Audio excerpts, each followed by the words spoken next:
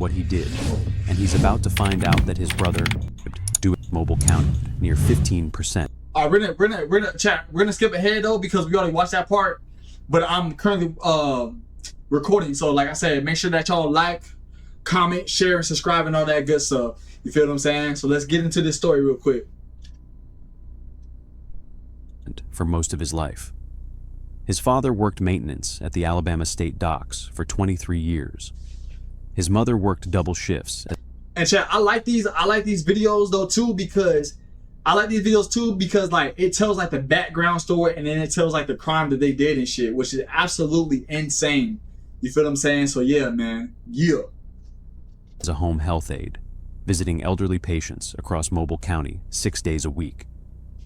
They raised Jonah and his younger brother Isaiah in a 2-bedroom duplex on Wilson Avenue, a street where every third house had a for sale sign and half the driveways were empty.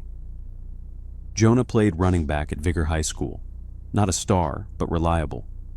Third string most of junior year, second string as a senior. His coaches... See, and every time I watch these videos, even off stream though, chat, every time I watch these videos, bro, the kids always got a fantastic freaking, like, you know what I'm saying? Like a childhood, like of them growing up and them playing sports or something cool, and then like they get into crime, or you know what I'm saying? It's like, damn, bro, like, you know what I mean? You had something really good going on, man. You could have changed your life. I just don't understand this shit, bro. It'd be like straight A students, you know what I'm saying? Track stars, athletes coming out of high school could have, you know what I'm saying, did this, did that. You feel me? It's just, it doesn't make sense to me, chat. It really just doesn't make sense to me though. But let's continue with the video though. Remembered him as coachable, quiet, the kind of player who showed up early and stayed late but never quite broke through. He graduated in 2013 with a 2.4 GPA and no college prospects. His guidance counselor's notes, later obtained by investigators, described him as pleasant but directionless, would benefit from structure. Structure came in the form of minimum wage jobs, rallies on Spring Hill Avenue, checkers on Government Boulevard, where he lasted 8 months before a new manager cut everyone's hours, a brief stint at a tire shop that ended when the owner sold the business. By 2017, Jonah was 22 years old, living in his childhood bedroom, cycling through applications for anything that paid more than $10 an hour. When he saw the Brinks posting on Indeed, $14.50 an hour to start, full benefits, company vehicle, he applied the same day. Brinks hired him in March 2018. His background check came back clean. The regional operations manager noted that Jonah interviewed well and expressed a genuine interest in building something stable. He started on a training route, riding shotgun with a senior driver for 6 weeks. The senior driver taught him the protocols, how to log each pickup, how to secure the cargo. He also taught him the shortcuts, where the cameras had blind spots, which stops had lazy clerks who didn't count the bags.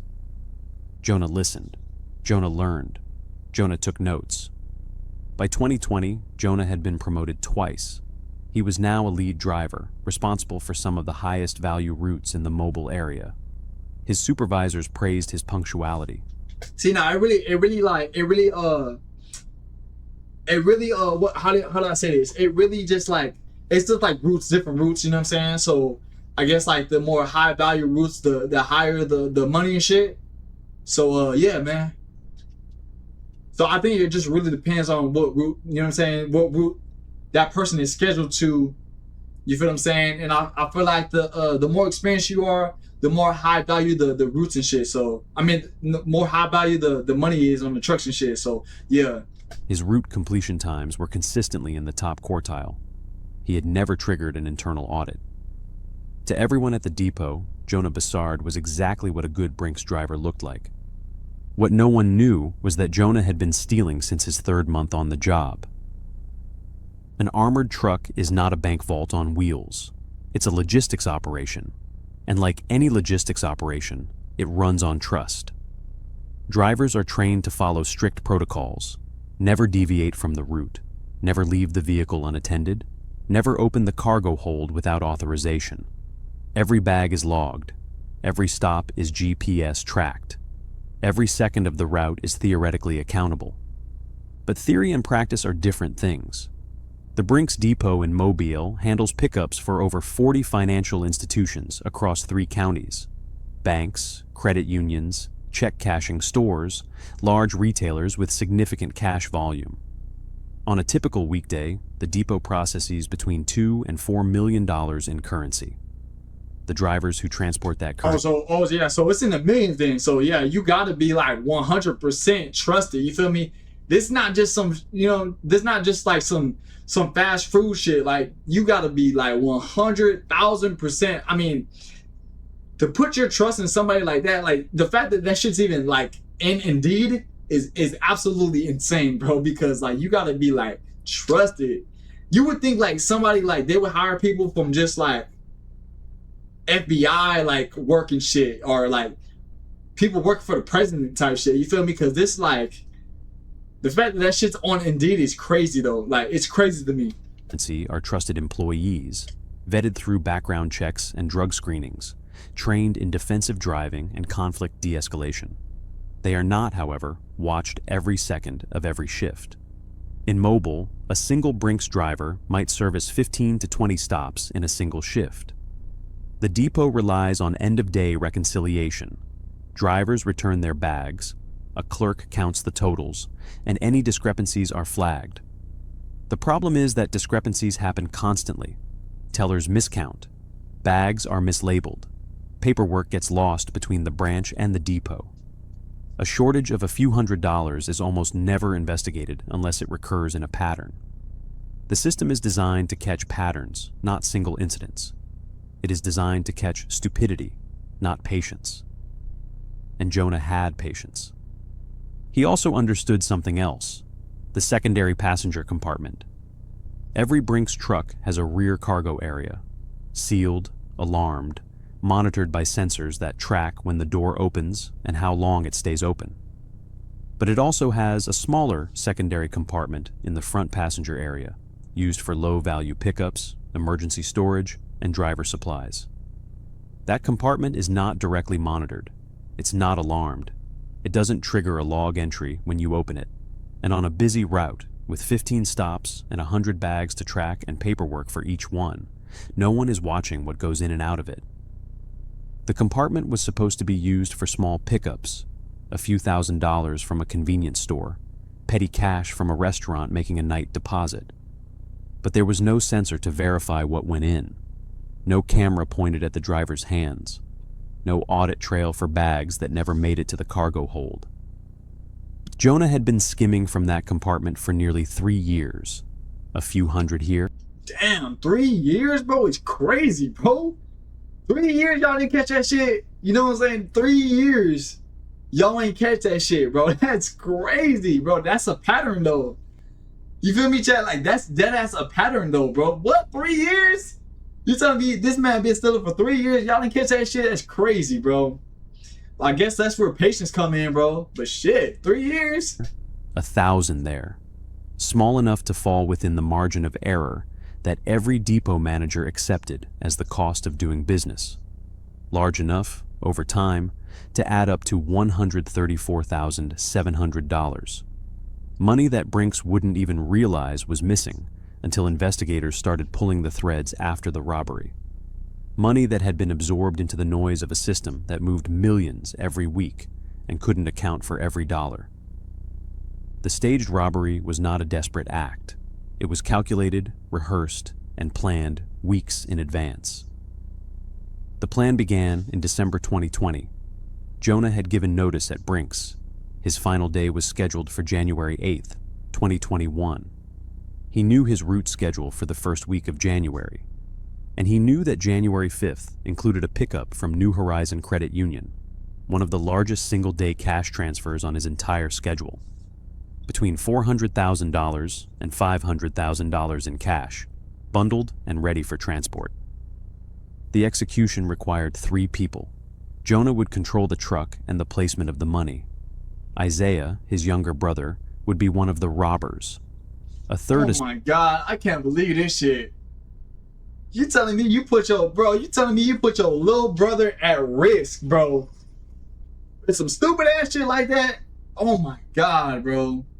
Oh my God, bro. If I was his little brother, I'd be pissed, bro. Like, you not showing your brother a good path at all, bro. Like, this shit is crazy, bro. You gonna put your brother in danger like that, bro? Like, I mean, I don't suggest nobody doing no dumbass shit like this, but to put your brother at risk is absolutely crazy, bro. Like, you not a role model at all, bro. Like, you feel me?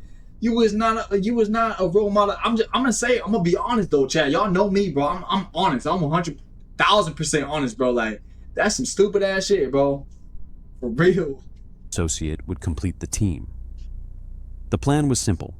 Jonah would load the highest denomination bags into the secondary passenger compartment instead of the secure rear cargo hold. He would stop at a predetermined gas station. The robbers would be waiting. They would rush him, take the bags, and flee. And Jonah would call 911, playing the traumatized victim. The morning of January 5th, Jonah arrived at the depot at 6:15 a.m. When he reached the bags from New Horizon Credit Union, he separated them. The smaller denomination bills went into the secure rear compartment. The larger bills, the 50s and 100s, went into the secondary passenger area. No one noticed. No one asked. By 9:30 a.m., his truck was carrying $489,000 in cash, and the highest value bags were sitting 12 inches from his right hand. At 9:47 a.m., Jonah pulled into Doug's Quick Mart on Higgins Road. He filled the tank. He went inside to buy coffee. And when he walked back out, two men were waiting for him. One of them was his brother, Isaiah Campbell. Isaiah rushed Jonah, threw him to the ground, and pressed a handgun to his back. The third man grabbed the bags from the secondary compartment. 6 bags, 11 seconds. Both men jumped into a silver Infiniti G35 and sped away. As the car pulled away, Jonah drew his company-issued firearm and fired a single shot in their general direction. The bullet went low and wide. Not a miss, but theater. A gunshot that witnesses would remember. A detail that would make his story more convincing. He waited 30 seconds. Then he called 911. He said he had been robbed at gunpoint. He said 2 masked men had ambushed him. He said he had fired at the fleeing vehicle in self-defense. Every single word was a lie. And for 4 days, everyone believed him. Mobile police responded to Doug's Quick Mart within 4 minutes of the 911 call. 2 patrol units arrived first, followed by a supervisor, followed by detectives from the Robbery Division. Jonah was still on the ground when they arrived, wrists zip-tied. Loosely, investigators would later note. So loosely that one detective could slip his finger between the plastic and Jonah's skin without effort. He was shaking. He was crying. He gave a detailed statement about the 2 masked men who had ambushed him. He described the car, silver Infiniti, 4 doors, aftermarket rims. He described the guns, 1 handgun, 1 AR-style rifle. He described the sequence of events with the precision of someone who had rehearsed it. This is like, Chad, I'm not gonna lie, because I'm like real deep up in this not conversation, but this video. One thing I can say, bro, they did a lot of planning. Like, I'm like, all day and night type of planning, bro, because this shit is crazy, bro. I'm looking at this, I'm like, damn, bro, like, I'm all into this, you feel me? So, like, when this comes out, Chad, y'all gonna be like, damn, bro, you feel me? Every detail except... And this was recent, too. This was 2020, you feel me? 2020, 2021, you know, so this is pretty recent. ...the truth. The police put out an all-points bulletin. They canvassed the neighborhood. They interviewed the clerk inside the gas station, who confirmed she had heard a gunshot, but hadn't seen the robbery itself. They collected shell casings. They photographed the scene. They treated Jonah like what he claimed to be, a victim of violent crime, an employee who had been doing his job when armed men attacked him. The first crack in his story came within hours.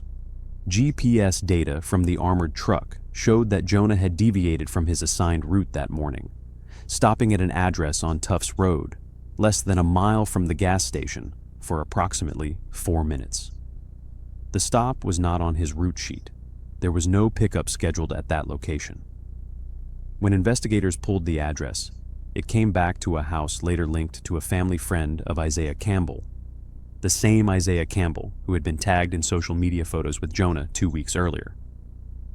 When investigators pulled traffic camera footage from the intersection of Higgins and Tufts, they found the silver Infiniti G35 parked on a side street, engine running, waiting, at 9:41 a.m., 6 minutes before the robbery, 6 minutes before Jonah pulled into the gas station, 6 minutes before 2 men ambushed him in a parking lot they had somehow known he would be in, at a time they had somehow known he would arrive, with a plan to steal bags that had somehow been placed in a compartment they could access without forcing open the... Man, him and his brother fucked, chat. Him and his brother are fucked, bro.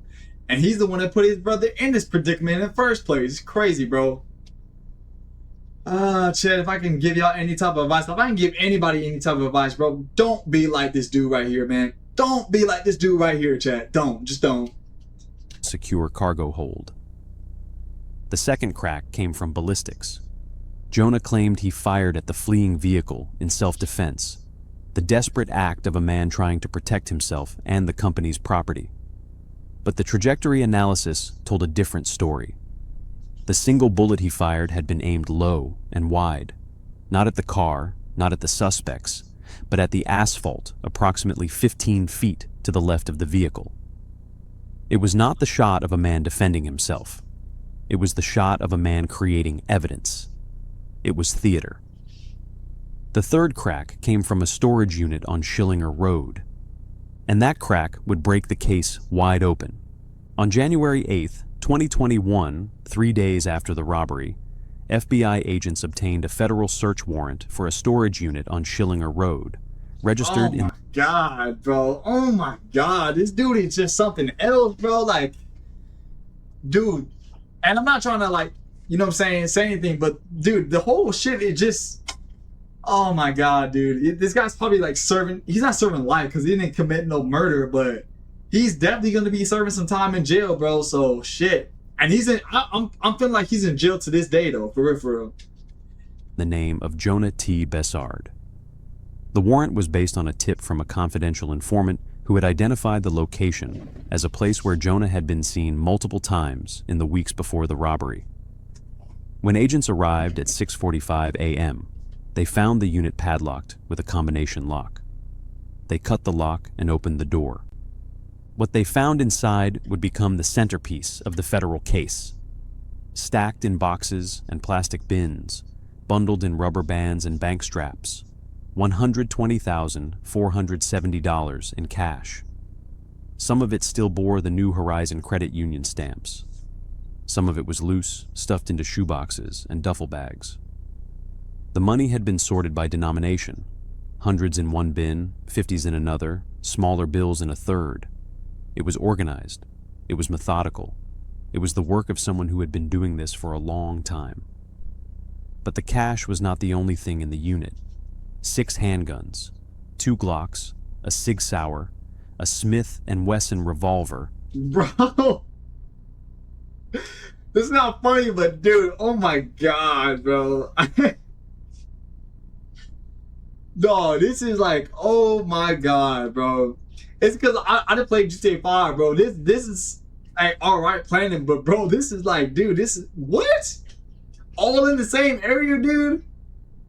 No, I'm not like trying to sit here and be like, oh, you know what I'm saying, do this. I'm not saying that at all. Don't do this stupid ass shit because it's stupid. But dog, in the same neighborhood, in the same area, bro. I mean, I guess you're smart, but at the same time, you're not really smart though, because in the same area is crazy. Don't do this, chat. Don't do this shit at all, bro. Don't. And 2 unregistered pistols with the serial numbers filed off. 2 AR-style pistols with extended magazines. 11 rifles, hunting rifles, tactical rifles. 1 antique lever action that looked like it belonged in a museum. 1 shotgun, pump action, loaded. And in a manila folder, tucked between 2 boxes of ammunition, a handwritten list, later matched to Jonah's handwriting by FBI forensic analysts, detailing pickup amounts dating back to August 2018. The list was the smoking gun. Each entry included a date, a route number, and a dollar amount: $450, $1,100, $800, $2,200. Small amounts, individually unremarkable, the kind of discrepancies that got written off as counting errors or paperwork mistakes. But when agents added up every entry on that list, 3 years of notations, page after page of careful records, they arrived at $134,700. $134,700, stolen over 34 months. In addition to the 480. That's actually crazy. I'm not gonna lie to y'all, chat. That's actually wild, bro. So I'm guessing that's how much money he stole over those months, which is absolutely insane. Crazy. $9,000 taken in the staged robbery. The total theft, $503,230. Within hours of the storage unit search, investigators had obtained arrest warrants for Jonah, Sierra, and Isaiah. Sierra Briannia Overton, Jonah's girlfriend of 2 years, the woman he had been living with since 2019, was arrested at their apartment on January 9th. She had $8,400 in cash in her bedroom closet and text messages on her phone discussing the come-up and Jay's thing. Isaiah Campbell was picked up the same afternoon at a relative's house in Pritchard. He was wearing new Jordans, purchased, investigators would later confirm, with cash 3 days after the robbery.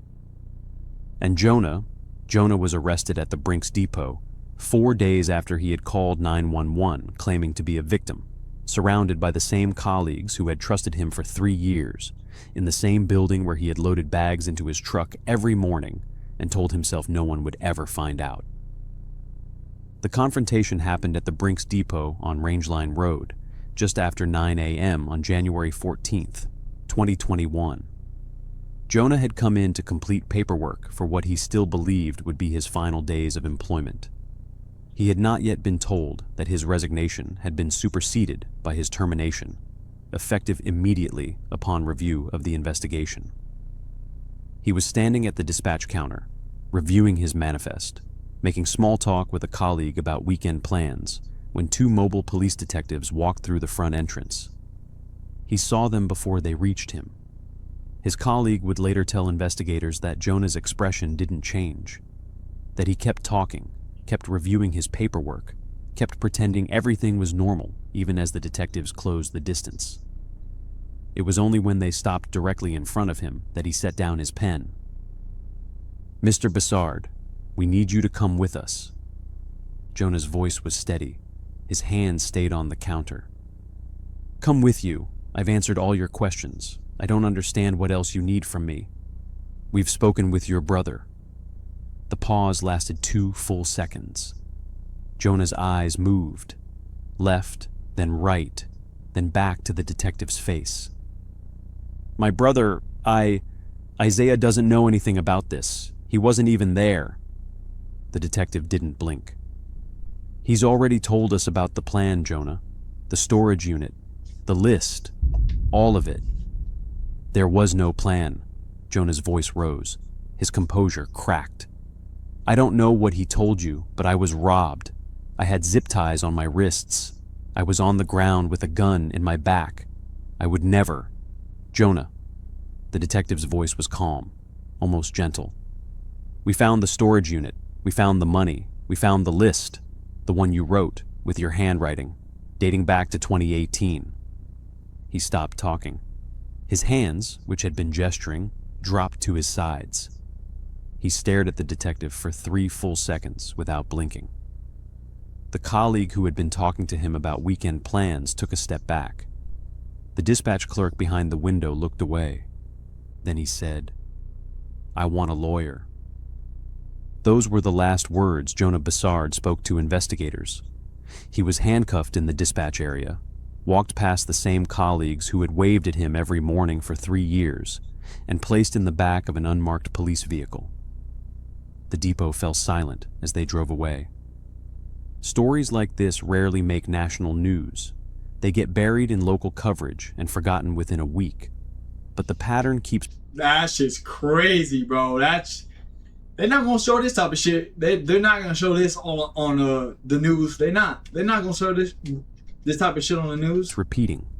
Trusted employees, systems with gaps, and the people who exploit them.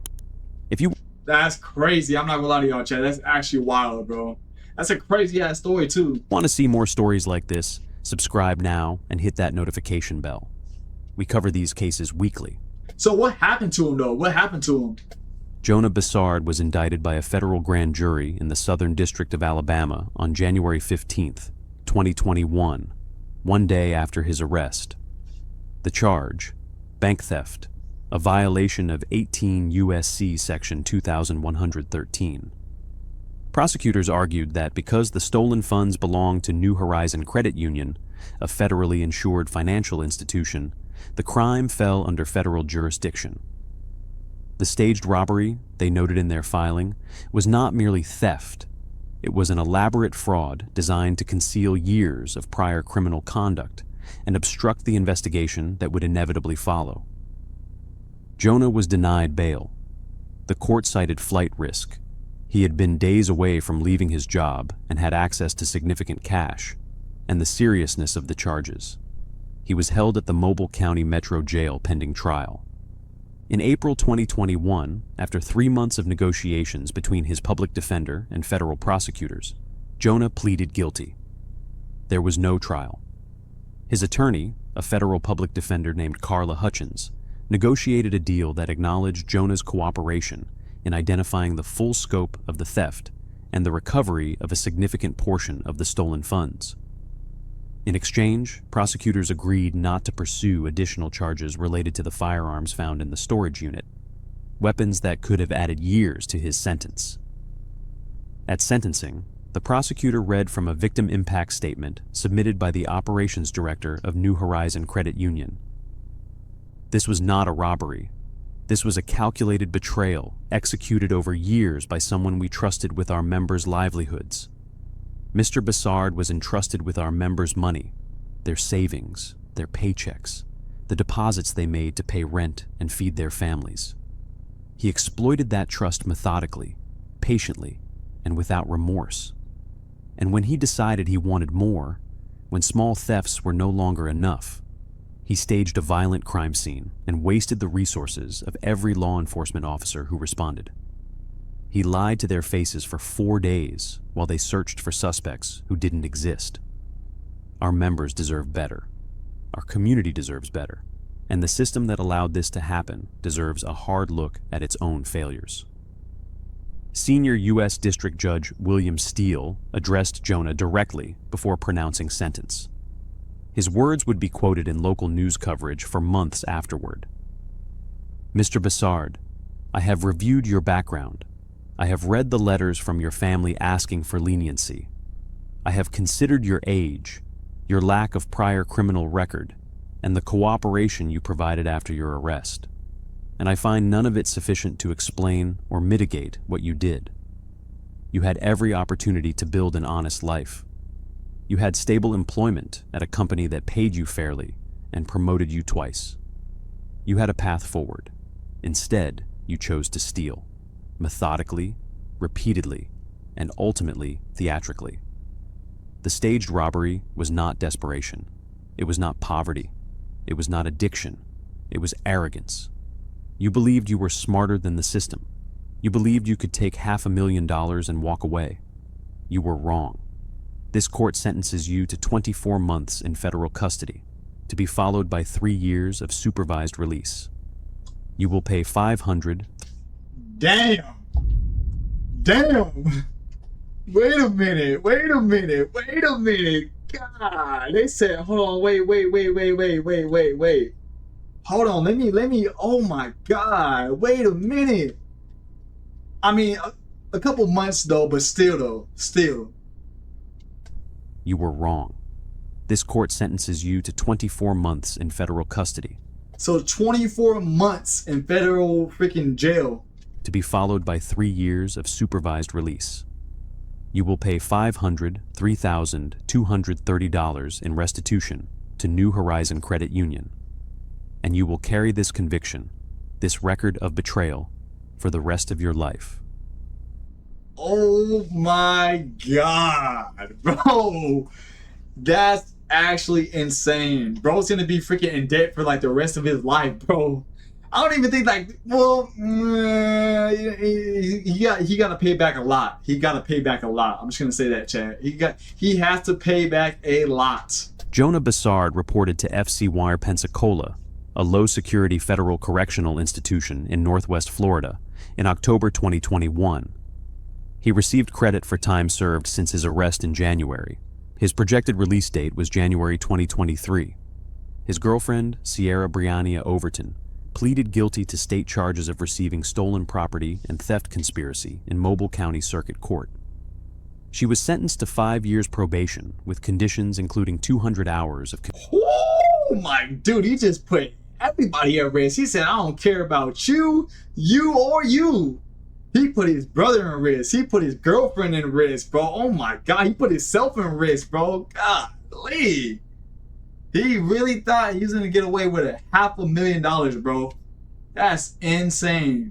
Community service and full cooperation with federal investigators. She was not required to pay restitution beyond what was recovered from her possession. His brother, Isaiah Campbell, pleaded guilty to state charges of theft of property first degree and conspiracy. He was sentenced to 18 months in Mobile County Metro Jail, with credit for time served and eligibility for work release after 6. Chad, his whole, like, not his whole family, but his family that he saw pretty often and his girlfriend, oh my God, they're cooked, bro. They are cooked, bro. This is not funny. I'm just saying, like, bro, he did not care about his brother. He did not care about his girlfriend. He didn't even care about himself, bro. And he thought that he can trick the system, which is absolutely insane, bro. Because they be on top of shit like this, but... whew, man, he was stealing for months, though. That's the thing, though. He was stealing for months, and they didn't catch on to that shit. That's insane. 6 months. Their relationship, according to family members who spoke to local reporters, has not recovered. The Brinks depot on Rangeline Road implemented new protocols within 6 months of the arrest. Dual driver routes became mandatory for all pickups exceeding $100,000. GPS tracking was extended to secondary compartments. Random cash audits were instituted at mid-route stops, and every new hire was required to watch a training video that included, without naming names, a case study of an insider threat who had exploited system gaps for years before staging his own robbery. The company declined to comment on the case. They did not respond to requests about whether any supervisors had been disciplined for failing to detect the prior thefts. Jonah Bassard was released from federal custody in January 2023, having served his full sentence. He was 28 years old. He owed over $500,000 in restitution, a debt... Bro is... oh my God, dude. $500,000, bro. Damn. ...that would follow him for decades, garnished from every paycheck, attached to every tax refund, a permanent reminder of what he had done. He was barred from working in security, logistics, banking, or any position requiring a fiduciary bond. His employment options, for the rest of his life, would be limited to jobs that didn't run background checks. And every single colleague who had trusted him, who had waved at him in the morning, who had covered his roots when he was sick, who had believed his story for 4 days while police searched for armed robbers who didn't exist, would remember the moment they found out what Jonah Bassard really was. That case was textbook. The planning, the execution, the arrogance of someone who thought they'd never get caught. All of it. But this next case on the right side of... that is absolutely wild, chat.